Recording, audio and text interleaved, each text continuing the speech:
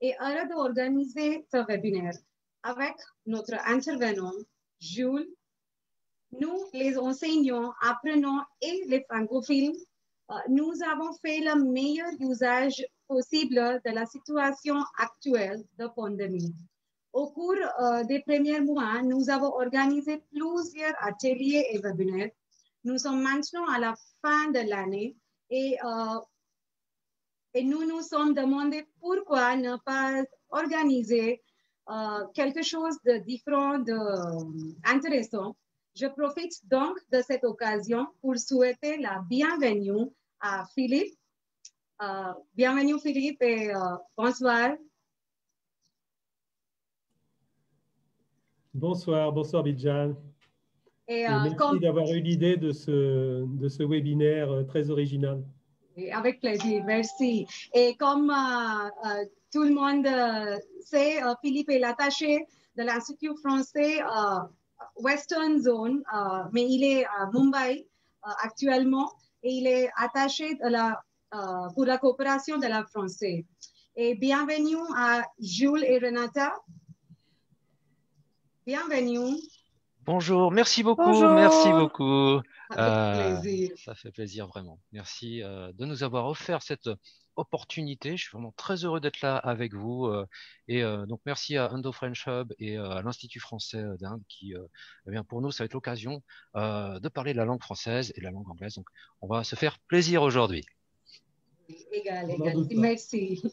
Et je vous souhaite la bienvenue et vous remercie d'avoir accepté notre invitation, Jules. Merci. Merci beaucoup.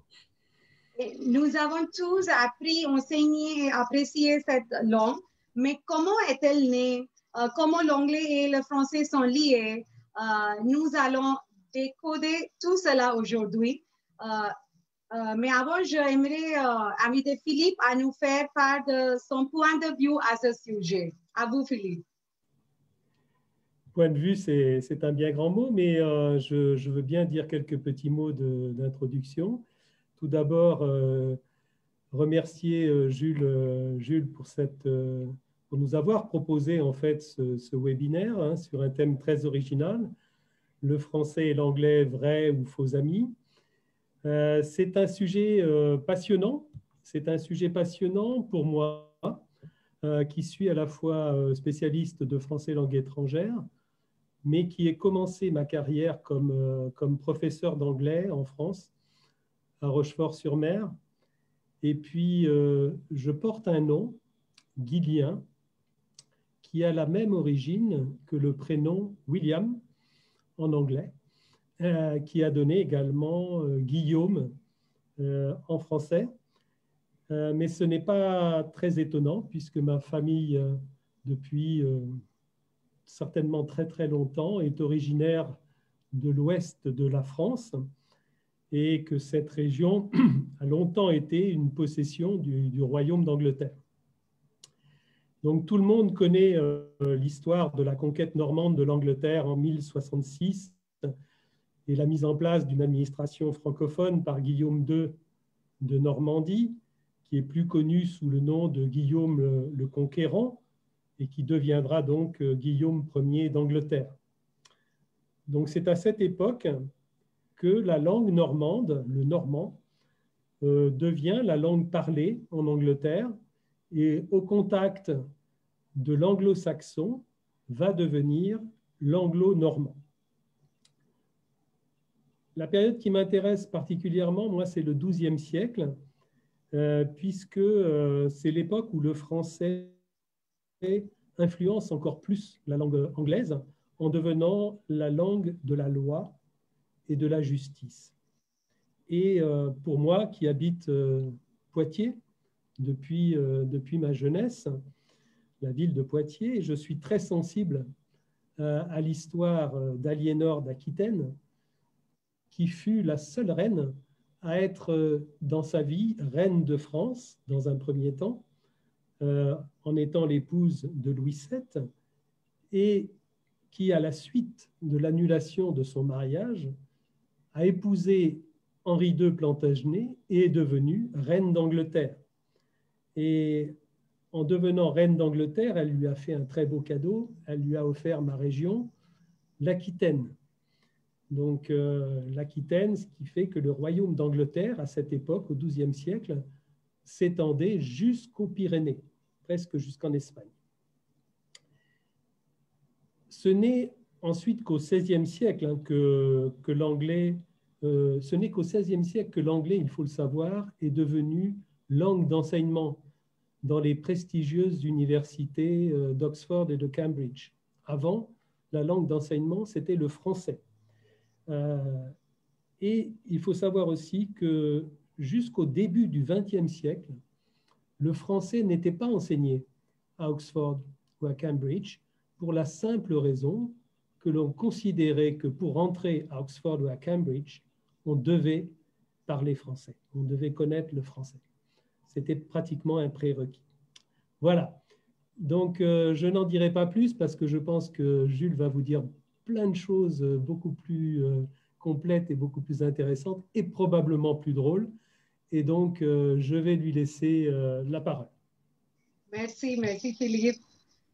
Merci Philippe pour cette introduction. Merci. Et maintenant, notre intervenant, M. Jules Machin, linguiste passionné, Jules a développé avec son épouse Renée un compte présent sur de multiples canaux comme Twitter, Instagram, Facebook, les machins. Most of us are following them on Instagram, I believe. C'est quotidiennement qu'il apporte au plus grand nombre des mots français traduits en anglais, ainsi que des astuces et des jeux. Pour Jules, il est essentiel que la connaissance s'accompagne du plaisir, car pour lui, ce qui est ludique s'apprend sans effort. Originaire de Vendée, un département rural de l'ouest de la France, Jules s'est ensuite installé en Pologne, où il vit depuis plus de 10 ans. Ayant donné de nombreux cours de français, Jules se familiarisait avec les bonnes pratiques pédagogiques. C'est en voyant le français de l'extérieur de la France qu'il a pu comprendre pleinement l'importance de promouvoir et défendre cette jolie langue. Véritablement, touche à tout, Jules est dessinateur, parolier, peintre, animateur, des machins, auteur et féru d'étymologie. C'est cette entrée pour les mots qui l'a conduit à créer un album regroupant ses passions Jacques et Jack, faux amis, but real friends. Et alors, maintenant, à vous, Jules. Excusez-moi, juste un moment, et on a beaucoup d'amis de l'Inde et d'autres pays. Bienvenue à tous les amis sur Zoom, et aussi on a plein de participants sur Facebook. Bienvenue à tout le monde. Si vous avez des questions à propos de ce sujet qu'on va parler, mettez les questions dans la boîte Q&A sur Zoom. Et si vous êtes au Facebook, vous allez mettre les questions sur le commentaire et vers la fin, on va parler avec Jules à propos de ces questions. Merci. Allez-y, Jules. Merci bien. Alors, on va commencer donc ce webinaire. Je vais vous partager mon écran et vous allez voir ici dans un instant. Hop, je remonte. Donc la thématique aujourd'hui, c'est le français et l'anglais, de vrais ou de faux amis, de langues donc voisines géographiquement à l'origine, hein, la France et l'Angleterre, beaucoup d'évolutions qui ont eu lieu avec le temps. Ce serait bien alors de commencer par une petite question, si ça pouvait, vous pouvez l'afficher, une petite question pour commencer, pour vous faire partager. Voilà. Je ne sais pas si ça va apparaître. Juste un moment. Tushar, can you please have the first poll?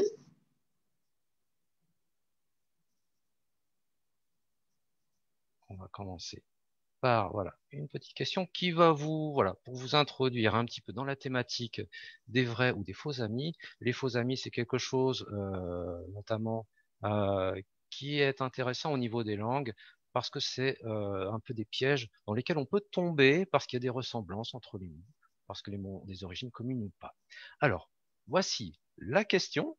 Merci. Alors, comment traduiriez-vous bless you en français? Bless you. Alors, tu es blessé, tu as froid, à tes souhaits, je t'ai blessé. Alors, on va vous laisser quelques petits instants pour répondre à ceci.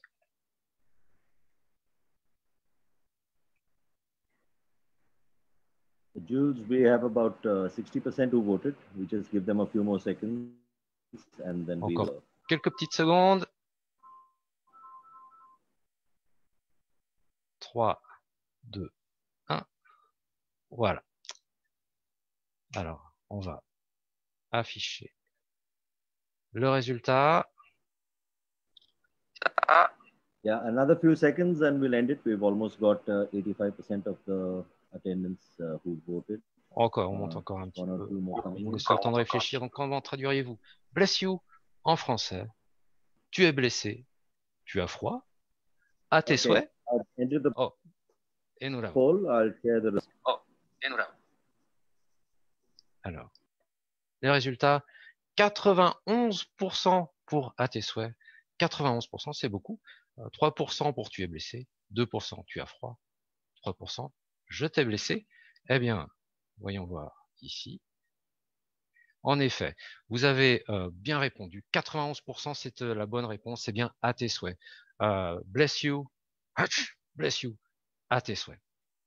Alors que blessé en français a un sens différent. Blessé, c'est-à-dire to hurt, to be wounded.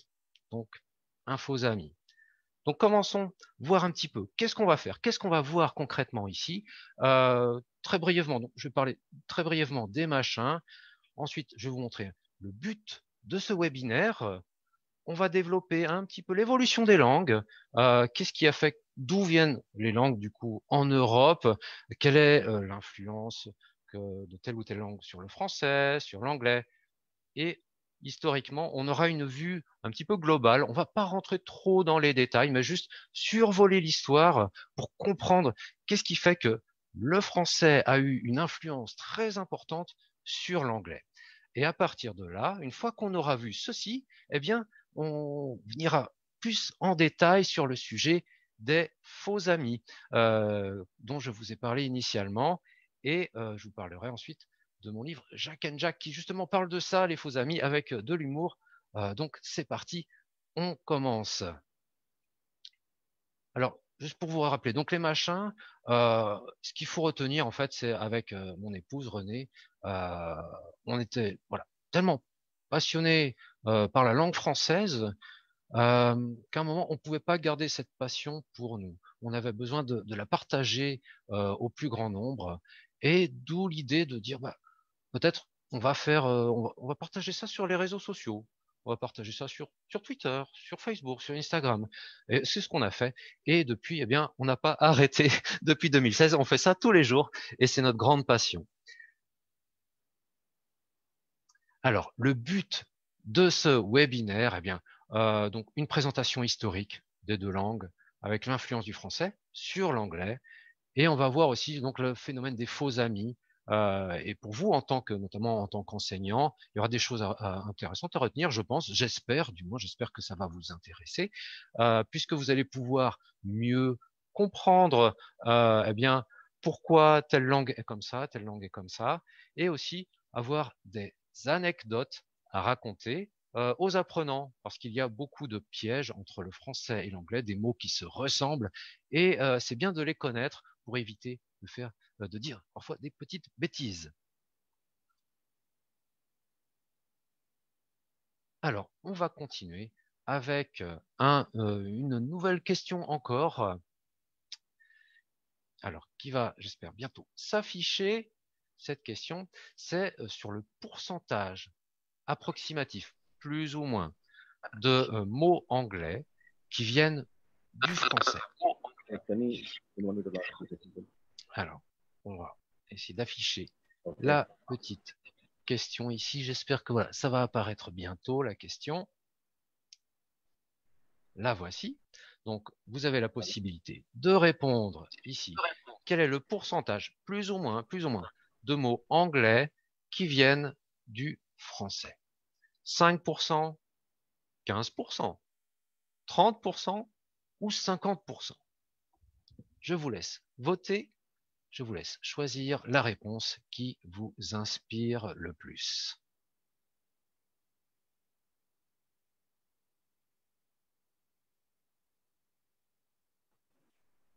Donc je vois qu'on a des participants de tous les pays.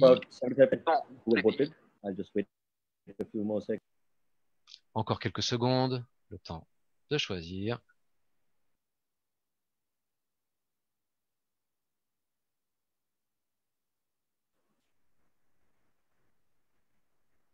Okay, Voilà. I'll end the poll now. On va montrer ici. Alors les résultats. Eh bien, on a pour 5%, 2% des votants, 15%. La majorité a voté 30% et c'est partagé entre 15 et 50%. Alors, merci d'avoir voté, merci d'avoir pris le temps de voter. Alors, on peut résumer à 30% de mots qui viennent vraiment du français. On peut en compter un peu plus, on peut en compter plus, on peut monter 40, voire même plus. Mais si on se concentre vraiment sur le mot qui vient directement du français, assez directement, ce sera vers les 30%. Il y aura une forte influence du latin, mais ça reste là sur ce chiffre-là. C'est le chiffre le plus sûr, donc on peut monter un petit peu plus. 30% en tout cas, bravo et merci d'avoir voté. Donc on va continuer à présent et on va faire un tour dans le passé très loin. On va remonter très loin, très très loin dans le temps et partir à la découverte du proto-indo-européen. Alors qu'est-ce que c'est que ce truc? Vous allez me dire, le proto-indo-européen, c'était il y a longtemps, entre 2500 et 1500 avant Jésus-Christ. C'était eh bien une langue en fait, une langue un peu une langue mère et un genre de matrice qui eh bien a laissé des mots, quelques mots très basiques, des mots très élémentaires qui qu'on va retrouver dans beaucoup de langues européennes en fait. Hein. Ce sont et comme si vous le voyez à l'écran, à l'image, eh bien vous avez ici au milieu, vous voyez, au sud de la Russie. Alors au sud de la Russie, eh bien il y a une hypothèse, c'est juste une hypothèse, hein, selon les spécialistes, qu'il y aurait des peuples qui s'appellent le peuple Kourgan, qui seraient à l'origine justement de ces mots qu'on va retrouver en commun, quelques mots historiquement, comme des mots très basiques comme la mer, mother, le soleil, sun, etc., etc. D'autres disent que ça viendrait plutôt plus au sud de l'Anatolie, en Turquie. Bon, plus ou moins, c'est toujours cette même région. Donc, on va explorer un peu plus le sujet. Alors, attendez, hop, je reviens sur ici. Hop, voilà. On descend. Bonjour de Roumanie, je vois bonjour de Serbie, bonjour de Pérou. Oh, vous êtes du monde entier aujourd'hui, merci. Et justement, voilà, le monde entier, on va s'intéresser encore à une carte, justement, ce proto-indo-européen. Bonjour de Moscou. Également, bonjour, bonjour. Eh bien, vous avez, voyez, un mot élémentaire, le chiffre 3. 3, eh bien, on va retrouver jusqu'en Irlande, en France, en Russie, jusqu'en Inde, ces racines communes. Et donc déjà, dès le début, il y a des mots comme ça qui sont dans un fond commun sur lesquels toutes les langues qui vont venir après, eh bien, on va retrouver ces mots-là. Et donc, vous voyez, 3, il y a cette même origine, ce T au début, cette accroche, dès le début, on retrouve ceci. On ne va pas développer plus que ça, mais simplement, ce qu'il faut savoir, c'est qu'après, en Europe notamment, il y a eu plusieurs grandes familles de langues. Et donc, ce qui va nous intéresser, nous plus en particulier, c'est la famille germanique, le latin et aussi un peu le celtique. On va se centrer surtout là-dessus. C'est ce qui va nous intéresser et que je vais développer un petit peu après.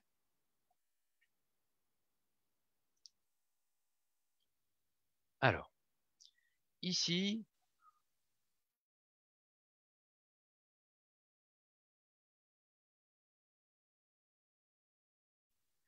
de quoi est parti un petit peu le français, comment il a évolué jusqu'à sa version moderne, le français aujourd'hui.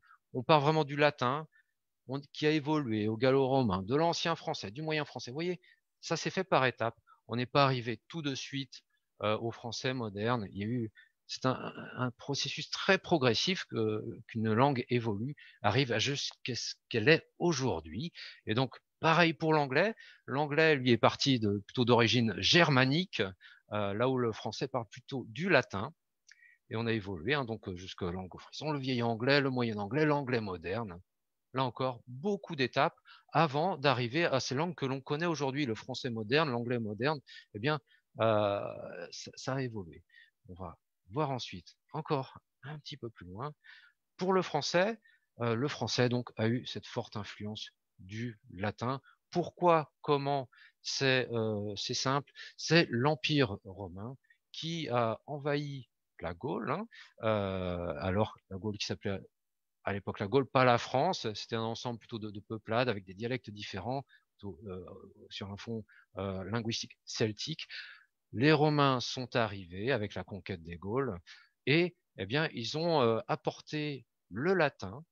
Alors c'est pas forcément le latin le plus classique, c'est qui sera alors parlé, mais ils vont apporter ça en France et donc c'est à ce moment-là vraiment que voilà, l'Empire romain a apporté vraiment au niveau local de manière très importante sur les administrations surtout, eh bien cette influence de la langue qui va chasser littéralement les dialectes celtiques d'origine de la Gaule, où on ne trouve plus que quelques mots aujourd'hui en français, quelques rares mots, comme par exemple le chêne, l'arbre, ça vient du gaulois, de ces anciennes langues celtiques, mais l'essentiel c'est le latin qui apporte vraiment son influence en France et même aussi en Angleterre, on le voit également.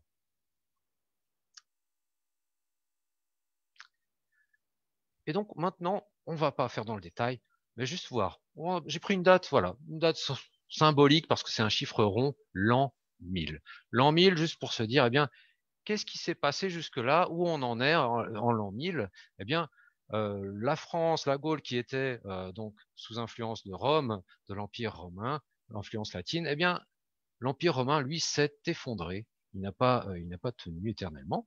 Et donc, eh bien, ça a profité. Il y a eu des invasions germaniques, notamment les Francs, le peuple des Francs, qui va s'imposer sur la France et donc aussi donner par ici son nom, hein, la France, le peuple franc, et apporter une forte influence germanique sur cette langue française.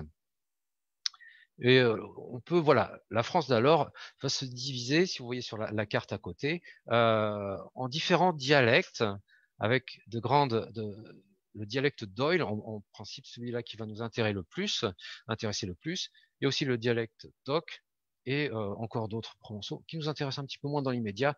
Ce dialecte d'Oil, ça va être vraiment ce latin qui a évolué et qui, avec l'influence germanique, va prendre une toute nouvelle couleur, une toute nouvelle forme.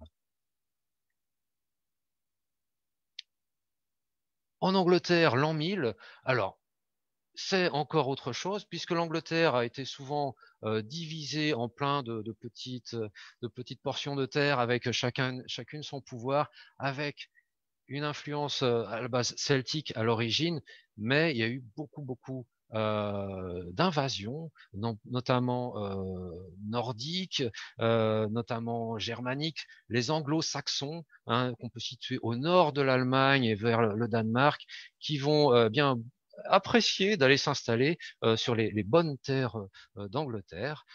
Et donc, il n'y aura pas beaucoup d'unités, hein, ça va être très partagé. Mais en l'an 1000, il y avait déjà, hein, voilà, l'Angleterre commençait voilà, à prendre forme, mais encore il y aura des invasions derrière, et encore ça va beaucoup changer par la suite. C'est ce que je vais vous montrer tout de suite. Juste un petit coup d'œil. Le français alors, tel qu'il était parlé, c'était du roman. Le roman, c'est ce qui va être la base un petit peu de l'ancien français. Hein, c'est du latin qui a évolué à l'oral et qui va donner après l'ancien français vraiment. Et on voit ce texte en roman, eh bien, ça se rapproche fortement du latin.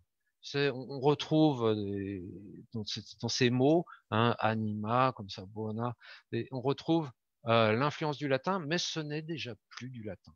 Déjà, ça a évolué, ça a changé, c'est devenu autre chose. Et en l'an 1000, voilà, on pouvait trouver ce genre de langue qui est déjà une évolution du latin, avec, voilà, c'est différent. Et alors, on continue. Le vieil anglais, alors lui, en l'an 1000, du coup, pour comparer le français et l'anglais de l'époque, c'était, comme vous pouvez le voir à l'écran, difficile de comprendre ce qui se passe ici, puisqu'il y a des signes runiques, hein, d'origine, toutes ces origines nordiques des Vikings qui sont arrivés. Cet anglais-là, difficile de le décrypter comme cela, même si on peut reconnaître, par exemple, le mot father, on le reconnaît au début, mais tel qu'il était, si on compare le français, cet ancien français, donc ce roman à l'époque, et qu'on compare le vieil anglais, on regarde l'un, on regarde l'autre, on voit pas grand-chose de commun, on aurait dit, hein. Donc on peut se poser la question, mais alors qu'est-ce qui s'est passé? Pourquoi on a autant de mots français dans la langue anglaise? Puisque là, on voit chacun a ses origines, soit latines, soit germaniques, soit un peu les deux, mais concrètement, ça se ressemble pas du tout, ces langues-là. Alors, eh bien, qu'est-ce qui s'est passé? On va voir ça. Avec une petite question encore, d'où viennent donc ces 30% minimum de mots français qui viennent, de mots anglais qui viennent du français, pardon. D'où viennent ces 30%? Nous avons donc une petite question ici qui arrive pour se dire, peut-être vous le savez, si vous savez, répondez, si vous voulez essayer, répondez également, faites-vous plaisir. Donc, plusieurs possibilités, donc j'espère que ça va s'afficher bientôt. Mais juste pour dire, voilà, en réponse possible, il y a la bataille de Hastings. Autre possibilité, la première croisade, des échanges Erasmus, des échanges d'étudiants, ou la création de la compagnie aérienne Ryanair. Bon. Alors, on va afficher la question. Si ça s'affiche. On va faire un ça. Si ça s'affiche pas, tant pis. Dans ce cas, je vous laisse un petit peu réfléchir. Alors, il y a deux réponses qu'on peut déjà éliminer en réfléchissant bien. Alors, je vois des réponses ici. La première croisade. Oui, juste un moment, Jules. C'est intéressant de voir. Alors, voici la question. Alors, d'où viennent ces 30% de mots français qui sont dans la langue anglaise? La bataille de Hastings, la première croisade, des échanges Erasmus, ou la création de Ryanair. Vous avez donc quelques secondes pour répondre à ceci, donc je vous laisse le temps.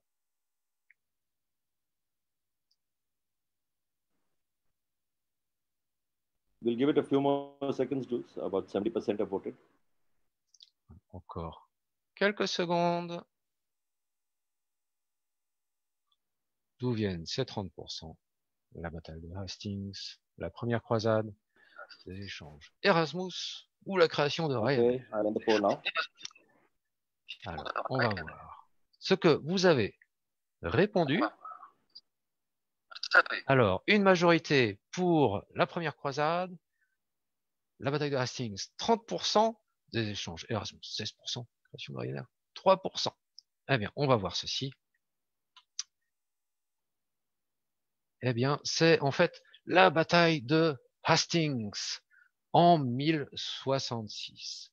C'est une bataille qui a eu lieu donc tout au sud de l'Angleterre, près de la ville de Hastings, hein, cette ville qui existe toujours d'ailleurs, et elle a opposé le duc de Normandie, Philippe vous en avez parlé tout à l'heure précédemment, et voilà, Guillaume, qu'on va appeler ensuite Guillaume le Conquérant, qui va remporter une victoire très importante par rapport bien à Harold, celui qui était prétendant, voilà, au trône d'Angleterre, eh bien, c'est Guillaume le Conquérant, Wilhelm, qui a remporté une très importante victoire. Les Anglais étaient à l'époque sur cette bataille, ils n'étaient pas très bien organisés, ils étaient un petit peu brouillons, et ils se sont fait battre sur ce coup-là. Donc cette bataille a été décisive.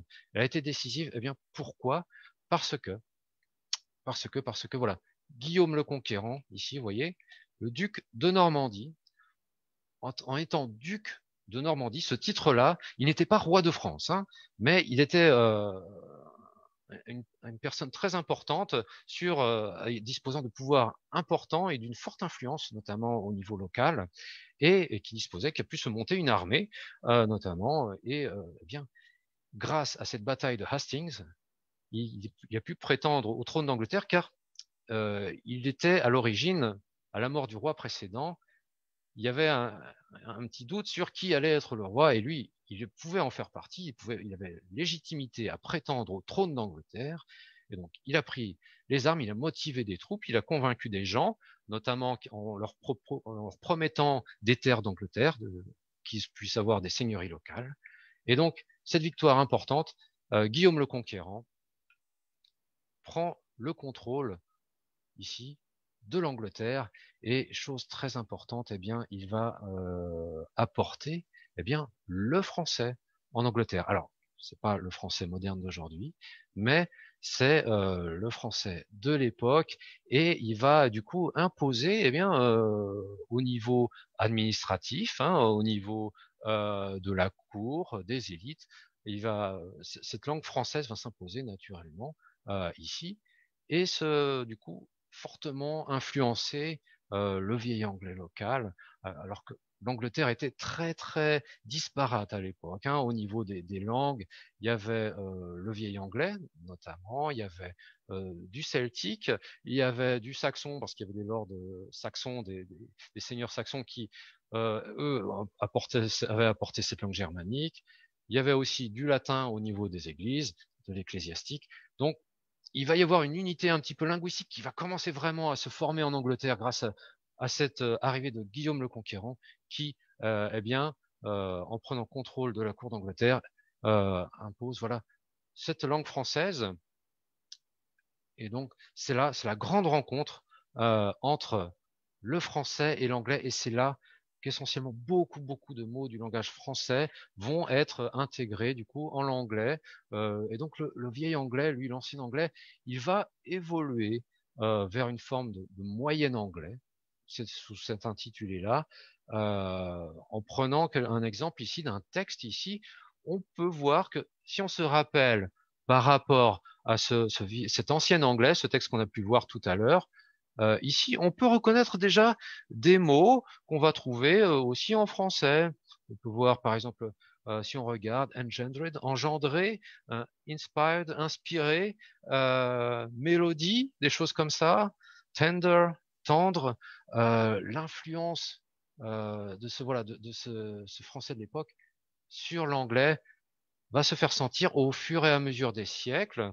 Alors, ça va être un phénomène progressif, hein, et l'Angleterre ne va pas tout le temps être sous influence de Guillaume le Conquérant, mais les bases sont posées. Cette forte influence du français, de ce français à la fois latin et un petit peu germanique suite à l'influence des Francs, eh bien, sur l'anglais, cette influence va être très marquée dans les administrations, notamment au niveau de l'armée, et donc ça devient, voilà, c'est là que se fait, c'est pas une transition, mais c'est un croisement entre les langues qui va continuer avec le temps, puisque la France et l'Angleterre sont des pays voisins, donc géographiquement il y a cette proximité, donc des échanges commerciaux, aussi tout ce qui va être sur les connaissances, les savoirs, il y a beaucoup d'échanges entre ces deux pays naturellement avec le temps, et donc il y aura une influence continue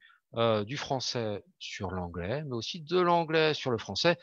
Surtout récemment, hein, le siècle dernier, l'anglais aura beaucoup influencé le français avec beaucoup d'anglicismes, des mots qui viennent de l'anglais et qui sont importés sur la langue française. Alors, il y a des tentatives pour ne pas trop prendre de mots anglais pour franciser ces mots, mais on trouve quand même beaucoup d'anglicismes de nos jours, comme au parking, ou c'est cool, par exemple.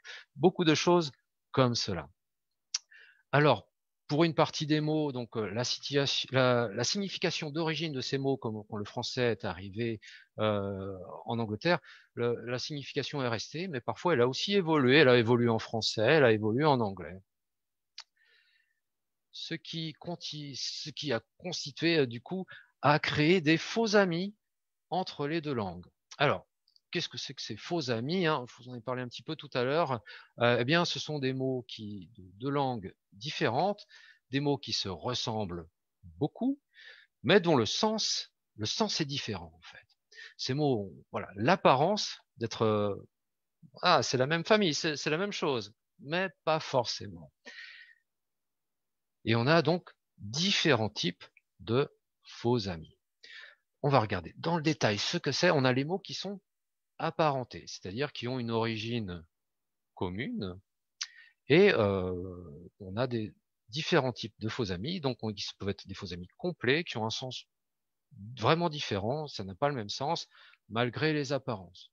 On a l'exemple connu de faux amis entre le français et l'anglais, entre actually et actuellement, qui n'ont pas le même sens. Actually, qu'on pourrait plutôt traduire par en fait, et actuellement plutôt currently.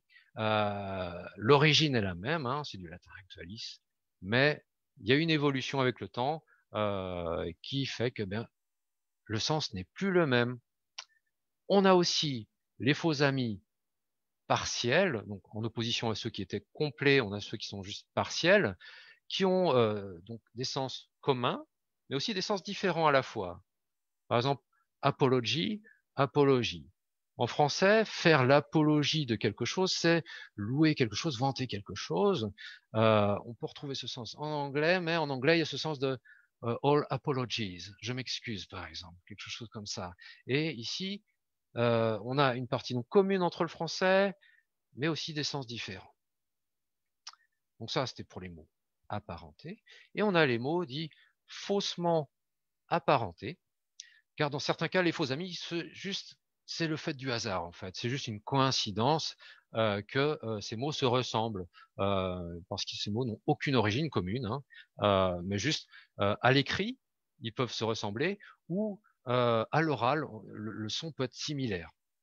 Par exemple, a bag et une bague en français. Une bague, hein, voilà, et a bag, un sac. Eh bien, il n'y a pas d'origine commune entre ces deux mots-là.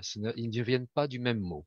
Mais il y a cette ressemblance à l'écrit, à l'oral, qui fait qu'on peut penser que c'est le même mot. Et on peut donc se tromper en pensant, si un Anglais me parle, il parle de bag, je peux penser il parle de sa bague, mais ce n'est pas le cas. Et donc, il y a aussi le très connu entre le pain et le mot pain, qui s'écrivent de la même manière, mais se prononcent par contre différemment. Ces deux mots-là n'ont pas la même origine. Et si on regarde bien, le mot pain en anglais ressemble beaucoup par contre au mot peine, P-E-I-N-E en français. La peine, donc la tristesse, eh bien, c'est là qu'il faut chercher l'origine de ce mot, en fait, qui n'a rien à voir avec le pain qu'on va manger. Donc, des mots apparentés, donc même origine, le sens a évolué.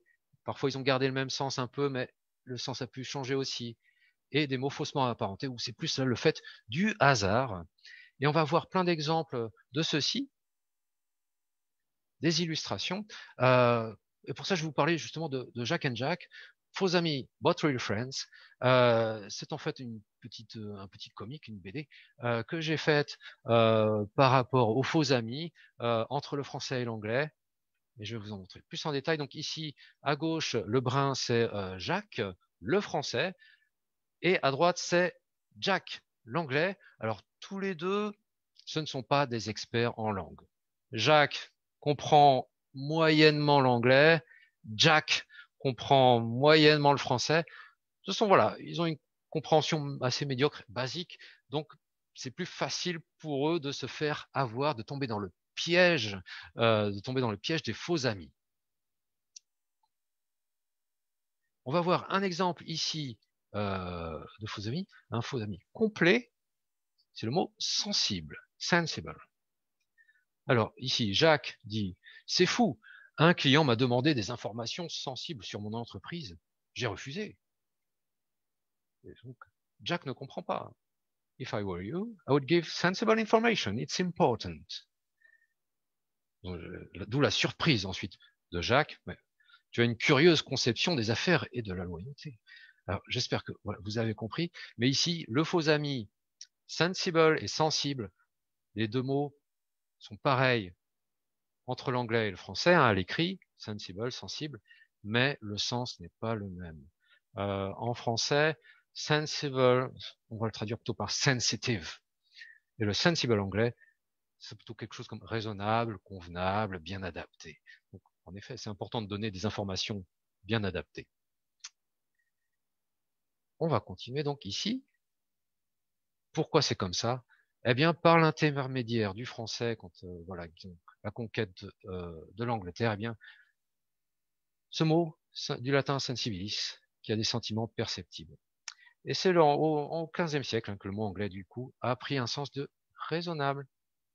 Et donc ici, dans Jack and Jack, donc du coup, dans le livre, hein, eh bien, il y a aussi de l'étymologie pour comprendre pourquoi, eh bien, il y a eu ce changement de sens. Pourquoi, qu'est-ce qui fait qu'on peut se tromper sur ces mots-là? On va continuer avec le mot bribe in English. Donc Jacques dit, au bureau, mes collègues ont reçu plein de chocolat pour Noël, mais moi je n'ai reçu que des bribes. D'où la surprise de Jack. You should not accept a bribe, that's illegal and immoral. Mais oui, je n'aurais pas dû accepter d'en recevoir aussi peu. Je vais en réclamer plus encore, plus. Eh bien ici, on a des mots encore trompeurs, le piège des faux amis. Entre une bribe, on peut traduire a bit, a scrap of something, quelque chose de peu de quantité, et bribe, un pot de vin, donc une corruption. Donc ici, vous voyez, l'incompréhension à cause d'un faux ami, donc la réaction surprise de l'un des personnages, et la conclusion, l'autre n'avait pas compris non plus ce qui se passait, et voilà donc un piège de faux amis. Et ça vient ici, du coup, ce mot, bribe, comme bribe, vient de l'ancien français bribe. C'était des morceaux de pain que les gens donnaient aux mendiants à l'époque. Hein, si pour faire la charité, eh bien, ils avaient donné un peu de pain, donc ils donnaient des bribes, du reste de ce qu'ils avaient. Continuons avec le verbe supplier, to supply in English. Donc ici maintenant, c'est Jack qui commence. We were short of pens at work lately. I had to make many calls and we were supplied by some guy in the end. Jacques étonné, quoi.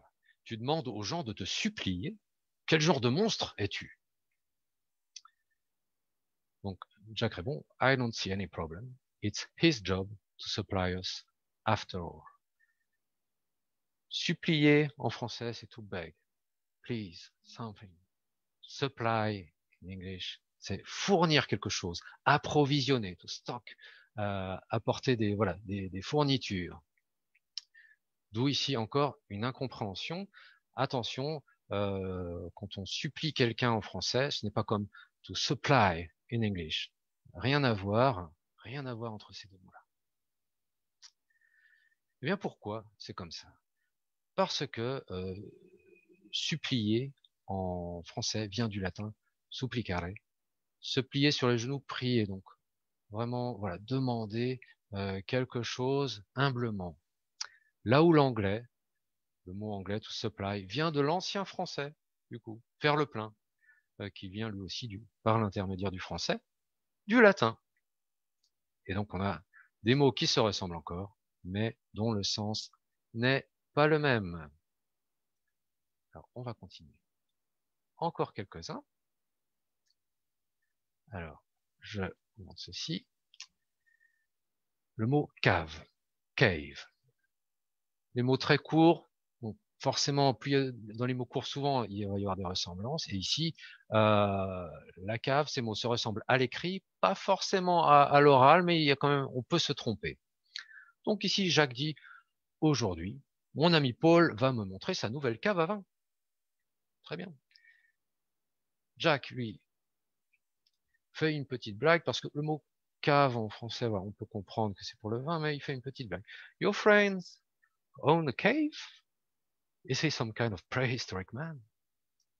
Donc, Jacques est très surpris. Quand il boit trop, il ressemble à un homme de la préhistoire, en effet. C'est ici la petite blague entre les deux personnages. Donc, parce qu'en français, une cave, c'est l'endroit où on met, en général, où on va stocker le vin, mais c'est l'endroit au frais, souterrain, où on peut, voilà, on met des choses. C'est souvent pour stocker le vin en France. Et cave, en English, donc c'est une grotte, hein, un trou dans la roche, une caverne. C'est le mot, voilà, caverne d'ailleurs, qui se rapproche plus du mot cave, et pas le mot cave. Eh bien, tout simplement parce que cela vient du latin cavus, qui veut dire creux. Donc la cave est un espace creux, hein. Une grotte c'est un espace creux, et donc par l'intermédiaire, voilà, du français, eh bien, ce mot est arrivé en anglais. Ensuite, alors continuons avec le mot mousse et l'anglais mousse. Alors, je vous laisse le lire, il est un peu plus long, donc je vais vous laisser le temps de la lecture, celui-là. Donc, during my trip to Canada, I was on a terrace. I just bought a beer and then a moose came out of the nearby forest. It was incredible. Jacques de répondre, si je comprends bien, la mousse est sortie de la forêt au lieu de sortir de ta bière. Tu as bu combien de bières ce jour-là? Actually, not a single one. The moose suddenly charged at my table and wreaked havoc on the terrace. Je laisse le lire, donc. Le faux ami, la mousse, foam, moss, et en anglais, moose, un élan, donc un animal, hein, c'est l'animal avec les cornes comme ça. Je laisse le temps de le lire. Donc, pourquoi est-ce que c'est un vrai faux ami ici? Vous allez voir que c'est un faux ami qui n'est pas apparenté, hein, non apparenté, car il n'y a pas du tout d'origine commune entre ces deux mots. Puisque le mot mousse en français, donc la mousse, foam, vient du francique, mossa. Peut-être vient du latin, c'est pas encore sûr, mais du francique. Là où le mot moose, donc cet animal qu'on trouve un peu aux États-Unis, au Canada, ça vient d'une langue indienne, proto-algonquien. Et donc ici, des faux amis qui ne sont pas du tout apparentés. C'est juste le fait du hasard que le mot mousse en français ressemble au mot mousse en anglais. Mais donc du coup, pour revenir à notre blague ici, on voit bien l'incompréhension de Jacques. De quoi il parle? La mousse qui sort de quoi? De la forêt? Qu'est-ce qu'il raconte? Encore un des pièges des faux amis. Encore un faux ami dans un style encore un petit peu différent. Jacques dit, ce matin, j'ai ouvert un sachet de chips au supermarché et je l'ai mangé. J'avais trop faim. La réaction de dégoût de Jack. Yuck! You ate chips right off the frozen compartment? That's disgusting! Parce que on voit le mot chips en français et en anglais, c'est pas la même chose. Donc Jacques dit, mais enfin, il n'y a rien de grave à cela. J'ai payé le sachet à la caisse ensuite. Donc, où est le problème? Il n'y a pas de problème à manger ça comme ça. C'est pas un problème. Et donc en effet, les chips en français correspondent aux crisps, là où le mot chips va correspondre à frites.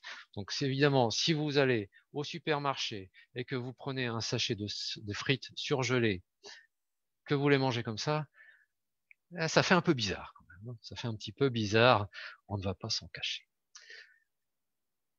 Eh bien, d'où ça vient tout simplement cette fois-ci? C'est le vieil anglais qui est à l'origine de ce mot-là. C'est le français a importé le mot chips, hein, de l'anglais chips, du vieil anglais chip, éclat, tranche mince de quelque chose. Et on va continuer encore un tout petit peu. Bientôt, on va arrêter avec les Jack and Jack. Vous vous souvenez de la question posée au début? Eh bien, entre la question sur blessé, bless you, à tes souhaits, eh bien, voici une illustration avec Jack and Jack, justement, avec Jack qui éternue. Jack, très poliment, lui dit « Bless you ». Et la réaction de Jack, mais quoi, je suis blessé? Où ça? Mais appelle un médecin, fais quelque chose. Voilà, la panique. Parce que il y a une grosse différence entre le mot blessé en français, to be wounded, et le mot bless you, à tes souhaits. En anglais, le verbe to bless, d'ailleurs, qui a encore un autre sens en anglais, hein, dans le sens de bénir, plutôt. Et donc ici, si on regarde bien, une origine encore intéressante ici, puisque on peut trouver une vague origine commune à ces mots, car tous les deux viennent d'influences germaniques différentes. Pour rappel, la France, la Gaule, alors la France était envahie par les Francs, donc avec la langue francique. Donc le mot blessé vient du francique, d'origine donc germanique. Là où le mot bless en anglais vient du proto-germanique, mais lui avec l'influence plutôt des anglo-saxons. Mais on retrouve cette même idée de tache, de sang en commun. On continue encore un petit peu pour se faire plaisir avec encore une petite histoire de Jack and Jack avec le mot affaire, une affaire, et le mot affaire en anglais. Ma femme me reproche d'avoir trop d'affaires en cours au travail et que je ne passe plus assez de temps avec elle. Hey, guy, you're married. You should not float around like this. So make a choice. Your wife or your affairs. Jacques, une fois de plus, ne comprend pas. Il est tombé dans le faux ami. Pourquoi devrais-je choisir entre ma femme et mon patron alors que je peux avoir les deux? Il n'a pas compris que Jack était tombé dans le piège d'un faux ami. Car en français, une affaire, c'est juste a matter, a thing to do. Quelque chose à faire. Vous voyez, avec le à faire. Là où en anglais, affair a aussi un sens, possède aussi le sens plutôt de liaison amoureuse, ce genre de choses, de romance. Donc ici, si Jacques dit que ma femme me reproche d'avoir trop d'affaires en cours au travail, forcément, Jack va être un petit peu inquiet par rapport à ce que dit son ami. Tout cela vient du latin ad facere, à faire, et on le voit ici, donc c'est plus tard hein, que le sens de liaison amoureuse est arrivé en anglais, des affaires de cœur en fait, des affaires de cœur, des liaisons sentimentales, de ce genre de choses. Encore un tout petit peu avec le mot chef. Ma carrière avance bien. Au travail, j'ai été promu au poste de chef. Donc Jacques est très content, très content d'avoir été promu. Par contre, du côté de Jack, il comprend pas trop. So you, a sales representative, have been promoted to a chef? That's terrible management. Donc Jacques est en colère. Mais dis-moi franchement, tu trouves que je ne mérite pas cette promotion? Eh oui, car en français, un chef, le chef, c'est le boss, le manager, quelqu'un qui donne les ordres. Alors qu'en anglais, chef, c'est le monsieur ou la dame dans la cuisine qui cuisine au restaurant, va vous cuisiner des bons plats. Qui va dire on fait telle recette, on fait ceci, on fait cela. Donc du coup, il comprend pas, Jack ne comprend pas quoi. Toi, tu passes d'un commercial, tu deviens maintenant chef en cuisine. Qu'est-ce qui se passe? Eh bien voilà, encore un cas de faux ami. Eh bien, ça vient tout simplement de l'ancien français, par l'intermédiaire aussi de l'ancien français, et donc qui vient plus loin du latin. Et donc ici, le mot chef vient du français chef de cuisine. Eh oui, vous pouvez voir ici il y a le mot chief qui lui se rapproche du sens d'origine de l'ancien français. Alors juste pour dire, dans mon livre Jack and Jack, il y a donc les historiettes en tant que telles, hein, avec les faux amis, la traduction en telle langue et en telle langue, mais aussi des exemples hein, pour que vous ayez du contexte, pour bien comprendre aussi dans quel contexte on utilise tel ou tel mot. Donc à chaque fois, pour chaque petite histoire, eh bien, il y a, j'ai mis quelques exemples pour illustrer le sens du mot en français et pour illustrer le sens du mot en anglais. C'est important, je trouve, d'avoir du contexte pour bien comprendre dans quel contexte on utilise tel mot et dans quel contexte on utilise l'autre. Ici, en français, vous voyez, Jacques dit mon chef m'a surpris en train de dormir au travail, il m'a engueulé. Je dis que c'était juste une petite sieste. Là où Jack va dire the chef has cooked tasty and well seasoned vegetables. Juste voilà, petit détail, mais je pense que c'est important. Chaque historiette a ses propres illustrations, ses propres pour pouvoir bien être sûr d'avoir bien compris le sens du mot et pour pouvoir l'utiliser correctement après. C'est aussi ça l'objectif. Hein. C'est d'apprendre ces mots, de les connaître en s'amusant, parce que voilà, c'est plutôt humoristique. Mais l'objectif, c'est vraiment d'avoir la bonne maîtrise de ces mots-là. Ensuite, on va finir, je pense qu'il faut bien finir, malheureusement, avec un dernier. Ici, un petit peu différent. Parfois, je les mets en couleur avec pros and cons. Pros and cons, donc le pour et le contre en anglais. Mais en français, attention, on ne peut pas dire les pros et cons. Parce que ça n'a pas du tout le même sens. Pro, en français, c'est le diminutif du mot professionnel. Si quelqu'un est pro, oui, alors lui il est pro, elle est très pro aussi. Ce sont des gens compétents, ils sont pros. Par contre, si quelqu'un est con, comment dire, c'est qu'il est stupide. C'est une insulte en français. Si je dis à quelqu'un tu es con, il va pas être content. Donc, voyons la blague en elle-même ici. Jacques dit, je pense vraiment quitter mon travail. D'ailleurs, j'ai trouvé une offre intéressante dans une autre entreprise. Jack dit, okay, if I were you, I would weigh the pros and cons before leaving your job for another one. Donc, il dit, pèse le pour et le contre avant de changer de travail. Tu sais, un changement de travail, c'est pas quelque chose d'anodin, c'est quand même un grand choix. Donc, essaie de voir le positif, le négatif. Jacques est un petit peu surpris, mais des pros et des cons, il y en a dans toutes les entreprises, ça je le sais déjà. Donc, dans toutes les entreprises, il y a des gens professionnels, mais aussi des gens qui sont cons, donc des gens stupides. Voilà. Donc c'est la petite blague ici, et des faux amis, pros and cons.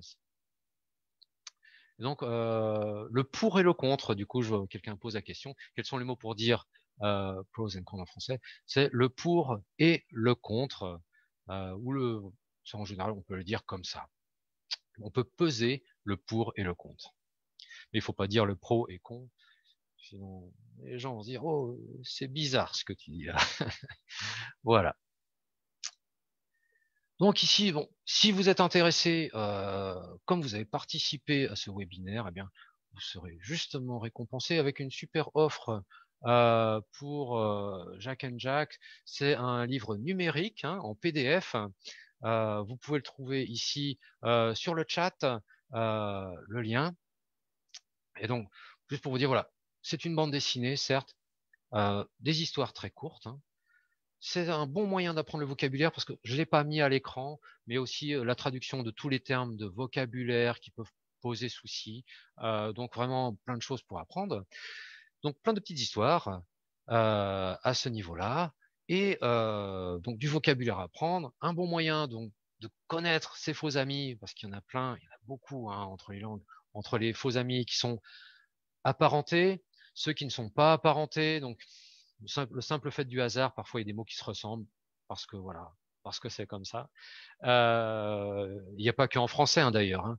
Par exemple, entre chaque langue, il peut y avoir des faux amis entre le mot fast anglais et le mot fast allemand, qui n'a pas le même sens. Entre être embarrassé en français et embarazado. Il y a beaucoup, en espagnol, il y a beaucoup de possibilités comme ça de faux amis entre toutes les langues en fait. Donc voilà, 113 pages, c'est un voilà en PDF, offre spéciale pour vous, les participants, pour vous remercier d'avoir participé, en espérant que voilà, ça vous intéresse le concept, et j'espère que vous avez appris des choses aussi sur eh bien qu'est-ce qui a conduit tout ça au français, à l'anglais. Donc si vous avez évidemment donc des questions, eh bien n'hésitez pas à les poser ici. Alors donc voilà, les grandes étapes qu'on a pu voir, donc une origine voilà commune pour quelques mots, les mots de base entre sur une grande partie du continent européen jusqu'en Inde, où on trouve des mots communs, des mots de base. Ensuite voilà, eh bien comment chaque langue a évolué, et on a pu voir que le français et l'anglais ont beaucoup en commun. Ils ont vraiment ces échanges en continu. On l'a vu, l'influence de Guillaume le Conquérant, c'est quelque chose quand même de très important. Avec ce qui fait du coup cette curiosité, eh bien, que l'anglais finalement est une langue d'origine quand même germanique, mais on peut dire qu'elle est la plus latine de toutes les langues germaniques. Et ce qui est amusant aussi, c'est que ça marche un petit peu dans l'autre sens. Le français est une langue latine, mais qui a été quand même fortement influencée par du germain aussi dans son vocabulaire. Donc c'est deux langues un petit peu voilà un petit peu mélangées entre les deux, là où le français est différent du coup de l'espagnol, un petit peu de l'italien, parce qu'il y a cette influence, il y a eu cette influence germanique en plus, et c'est peut-être pour ça aussi que c'est plus facile pour un italien et un espagnol de se communiquer chacun dans leur langue qu'un italien avec un français. C'est un petit peu plus difficile. Voilà, alors si vous avez des questions, donc n'hésitez pas à les poser. Vous pouvez donc les poser dans le chat. Vous pouvez envoyer aussi si vous pensez à des questions plus tard sur l'email qui s'affiche, le français avec les machins. Vous pouvez nous joindre sur Instagram par exemple. Sur Instagram, vous pouvez nous joindre et nous poser des questions. Il ne faut pas hésiter.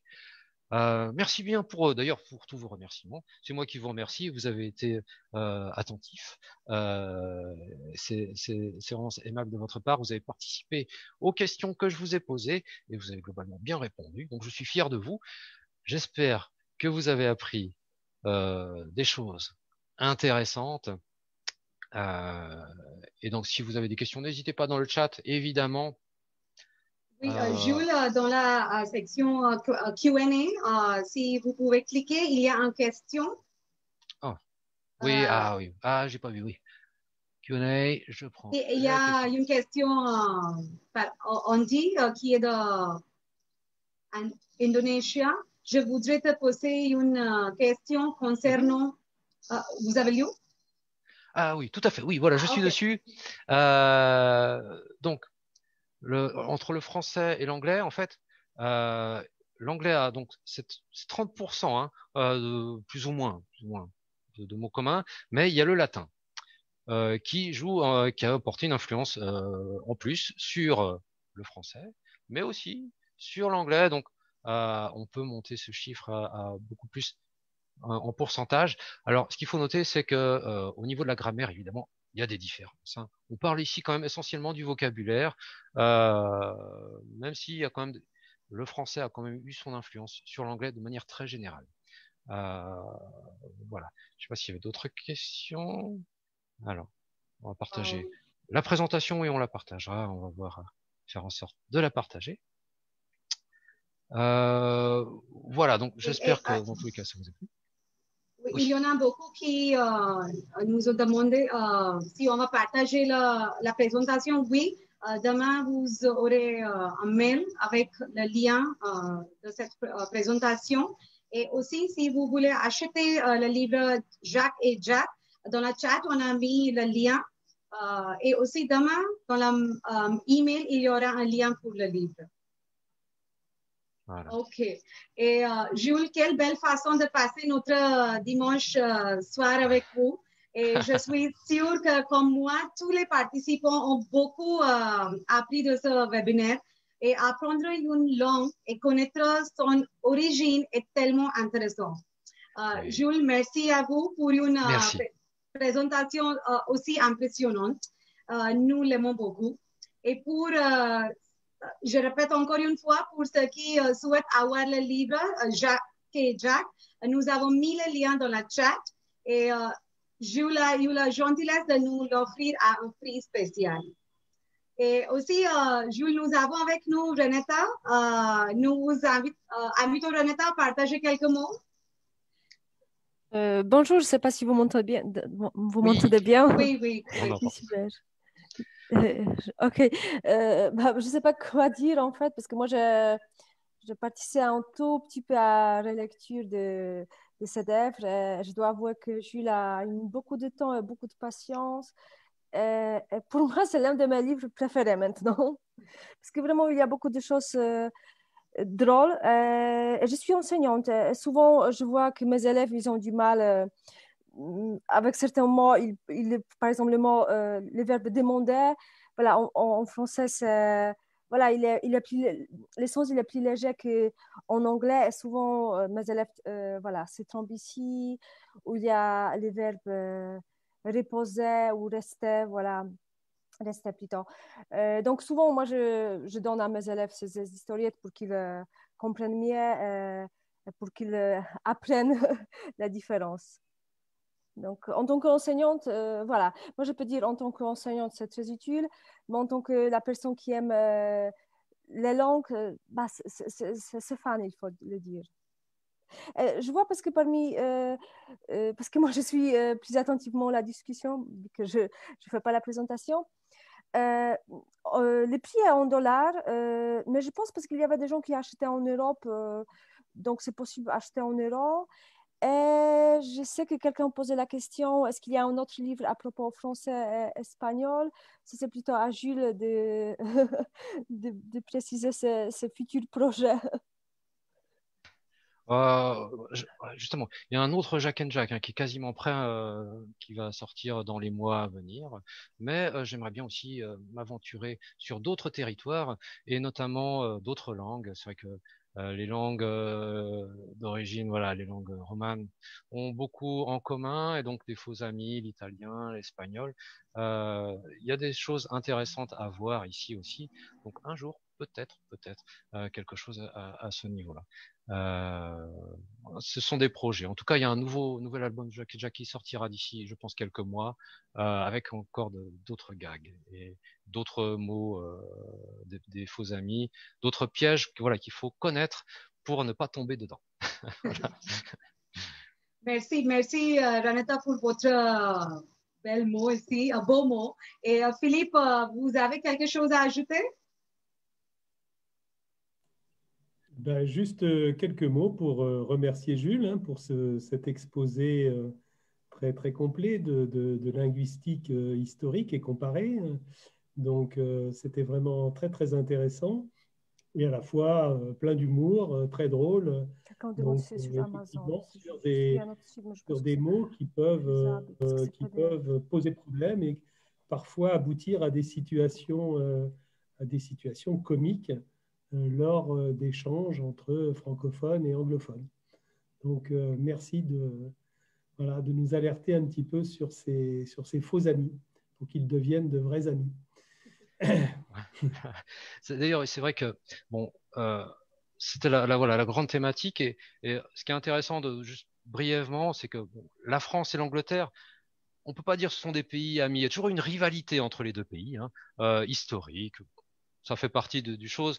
On est les froggies pour les Anglais, on les appelle les roast beef.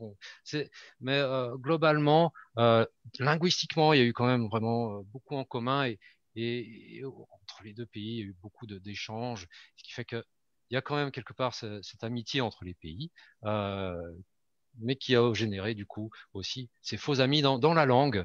En tout cas, bon, ça reste des pays qui sont voisins et donc cette influence continuera toujours et va continuer sans doute.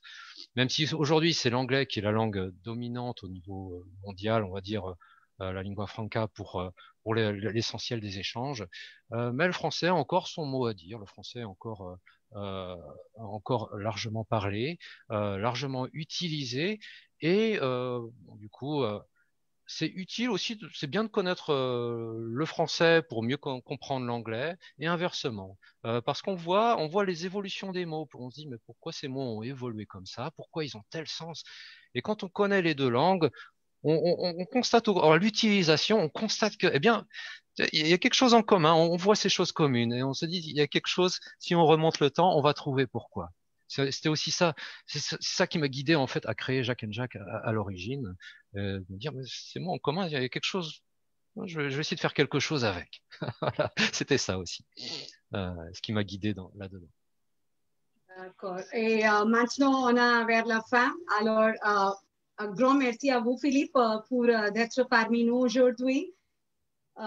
Merci, Renata, et merci, Jules, pour cette belle présentation. Et nous avons eu une merveilleuse série d'apprentissage au cours des 6 derniers mois. Nous vous tiendrons tout informés de nos prochains programmes pour la nouvelle année. Merci à tous pour votre soutien et votre participation constante. Bonne soirée à tout le monde. Thank you very much. Yeah, and we all will meet very soon in 2021. Thank you very much. And we'll be emailing you the link of the presentation and the book in email tomorrow. Thank you, everybody. Have a good evening. Merci. Au revoir. Au revoir.